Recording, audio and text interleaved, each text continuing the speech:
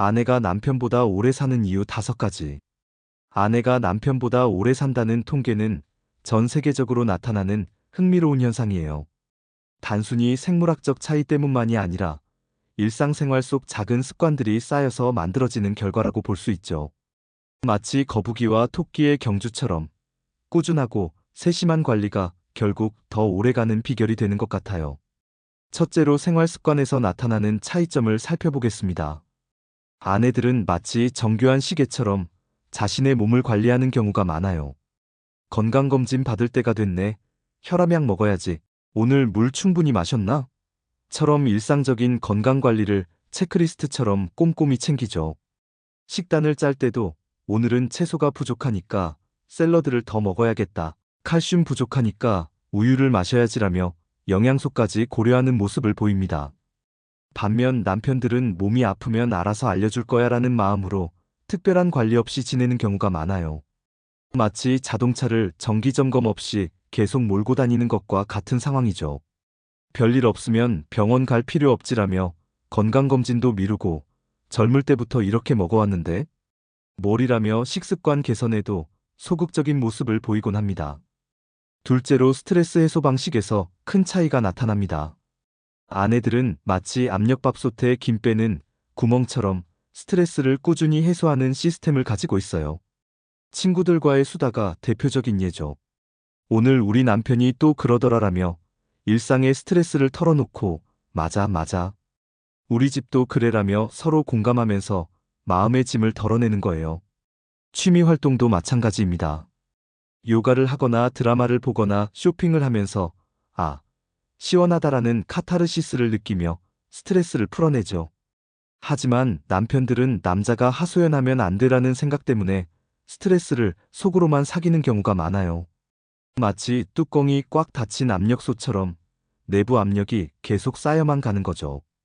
회사에서 힘든 일이 있어도 괜찮다, 참을 수 있어라며 혼자 감당하려 하고 집에 와서도 가족에게 걱정 끼치기 싫어라며 웃음으로만 넘어가려 합니다.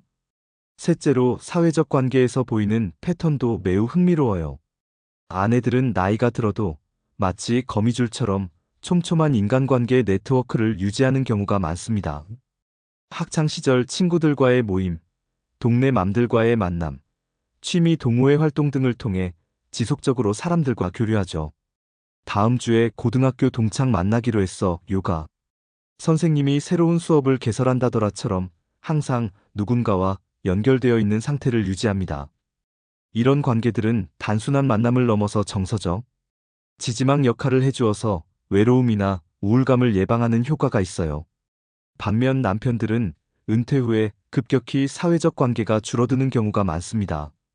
직장에서의 인간관계가 대부분이었는데 그것마저 사라지면 마치 혼자 떠 있는 섬과 같은 상황이 되어버리죠. 친구들도 다 바쁘고 괜히 연락하기도 뭐하고라며 점점 고립되어 가는 모습을 보이곤 합니다. 넷째로 건강관리에 대한 태도에서 극명한 차이가 나타납니다. 아내들은 몸에 이상 신호가 오면 마치 화재경보기가 울리는 것처럼 즉시 반응하는 경우가 많아요. 이 통증이 며칠째 계속되네. 병원에 가봐야겠다라며 작은 증상도 놓치지 않고 전문가의 도움을 받으려 합니다. 인터넷으로 증상을 검색해보고 주변 사람들에게도 물어보면서 적극적으로 정보를 수집하죠. 안전한 게 최고야라는 마음으로 조기에 대처하려는 자세를 보입니다. 하지만 남편들은 이 정도는 참을 수 있어라며 증상을 무시하는 경우가 많아요. 마치 고장난 자동차를 아직 굴러가니까 괜찮다며 계속 몰고 다니는 것과 같은 상황이죠. 병원 가봤자 뭐 특별한 거 없을 거야. 시간 내기도 어렵고라며 미루다가 결국 큰 병으로 발전시키는 경우가 자주 발생합니다. 다섯째로 위험한 생활 습관에 노출되는 정도가 다릅니다. 남편들은 사회적 압력이나 스트레스 해소를 위해 흡연이나 음주에 의존하는 경우가 많아요. 회식 자리에서 안 마실 수는 없지. 담배 한 대 피우면 스트레스가 풀려라며 건강에 해로운 습관을 정당화하곤 하죠. 야근이나 과로도 가장으로서 당연한 일이라고 여기며 자신의 몸을 혹사시키는 경우가 많습니다. 마치 엔진을 과열시키면서도 계속 달리는 자동차와 같은 상황이에요. 또한 위험한 취미나 활동에 참여할 확률도 높죠. 등산, 오토바이, 극한 스포츠 등에서 남자답게 도전해봐야지라는 마음으로 무리를 하는 경우가 있습니다. 이런 차이들이 누적되면서 결국 수명의 격차로 이어지게 되는 거예요. 마치 두 사람이 같은 거리를 걷는데 한 사람은 꾸준한 속도로 쉬어가며 걷고 다른 한 사람은 무리해서 빨리 가다가 중간에 지쳐 쓰러지는 것과 같은 이치죠. 그렇다면 남편들이 아내들의 장수 비결을 배우려면 어떻게 해야 할까요? 먼저 자신의 몸을 소중히 여기는 마음가짐부터 바뀌어야 해요. 나 하나 없어도 세상은 돌아간다는 생각보다는 내가 건강해야 가족도 행복하다는 인식을 가지는 것이 중요합니다. 마치 비행기 안전수칙에서 본인의 산소 마스크를 먼저 착용하세요라고 하는 것처럼 자신의 건강을 챙기는 것이 이기적인 행위가 아니라 가족에 대한 책임감의 표현이라는 것을 이해해야죠. 정기적인 건강검진을 받는 습관도 길러야 합니다. 아프지 않더라도 예방 차원에서라는 마음으로 1년에 한 번은 꼼꼼한 검사를 받아보는 거예요. 마치 자동차 정기점검처럼 말이죠. 작은 문제들을 미리 발견해서 큰 문제로 번지기 전에 해결하는 것이 훨씬 효율적이고 경제적이거든요. 스트레스 해소 방법도 다양화해야 합니다.